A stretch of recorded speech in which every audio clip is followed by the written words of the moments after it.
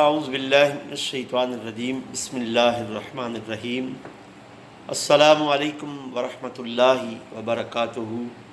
غوثیہ channel کے ناظرین کو خوش آمدید کہتا ہوں۔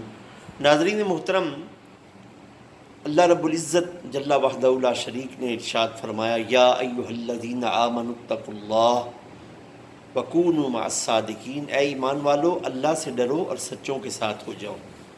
سچے لوگ کون ہیں؟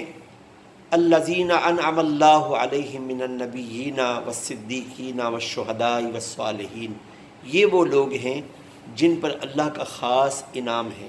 بندہ ناچیز کو بچپن سے ہی حضور سیدنا غوث اعظم رضی اللہ تعالی عنہ سے محبت ہے، اور آپ کی محبت کی وجہ یہ ہے کہ اللہ رب العزت نے اپنے بندوں کی محبت کو اہل ایمان کے دلوں میں داخل کیا ہے۔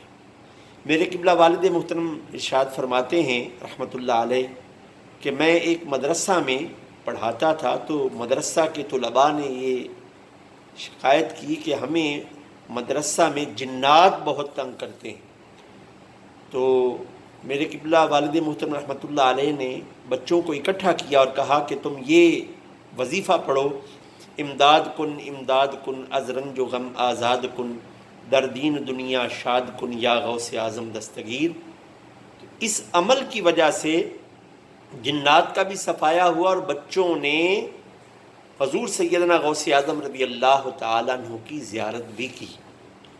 حضور سیدنا غوث اعظم رضی اللہ تعالیٰ عنہ وہ ہستی ہیں کہ جنہوں نے اپنی والدہ کے کہنے پر، ان کی وصیت و نصیحت پر دوران سفر سچائی کا ایسا دامن پکڑا کہ آپ کی سچائی کے اس علم نے اپنے وقت کے کئی ڈاکو اور چوروں کو ولی کامل بنایا۔ یہ واقعہ آپ کے بچپن کا ہے۔